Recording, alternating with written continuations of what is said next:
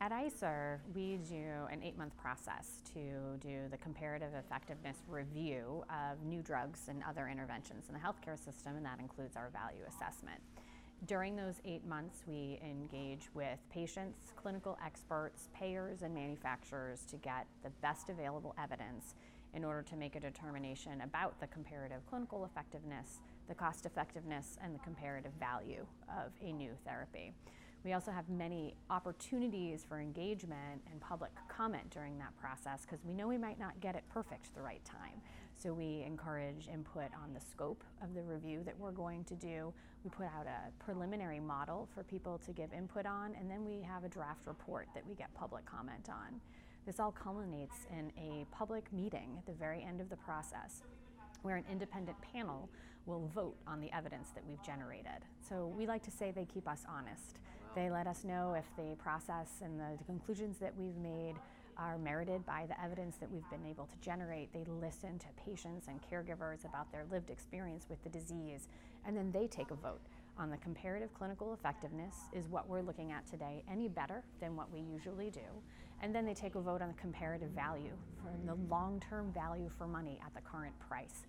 And those votes are then put together into a policy roundtable where we bring together all the different members of the healthcare system to talk about how evidence can guide policies that help improve outcomes for patients.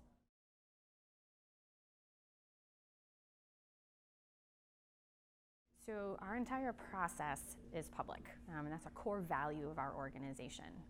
Our timelines are public. The draft results we have are public.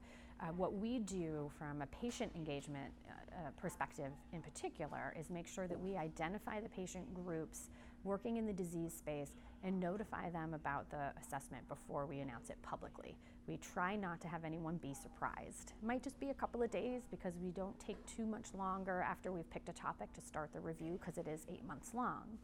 And then we have the opportunity to work with the patient groups to identify individual patients to talk to, clinical experts to talk to, and we have a patient engagement guide and a main contact at the organization that the patients can work with in order to give their input at the many different spots of the review process over the 8 months. So that's the patient engagement piece.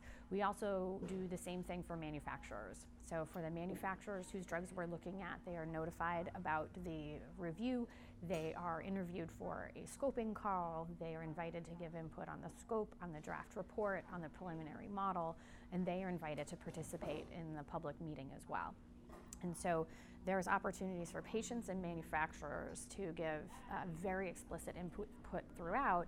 And then because it's a public process, we also get input from clinical experts, patients outside of patient organizations, individual patients with the disease. Payers often comment on the work we're doing and the questions that they'd like answered so that they can make evidence-based policy decisions at the end of the day.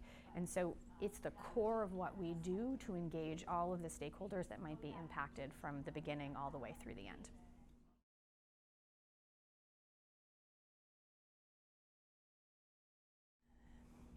I'd like to add that the idea that value assessment should somehow be feared or should make patients worried is really founded on some misunderstanding of what we're trying to achieve. What we're trying to achieve with our work is to determine a fair price so patients get fair access and the health system has all the money it needs for future innovation. We believe that grand bargain can be achieved by having this open public process to talk about how prices align with clinical benefit for patients.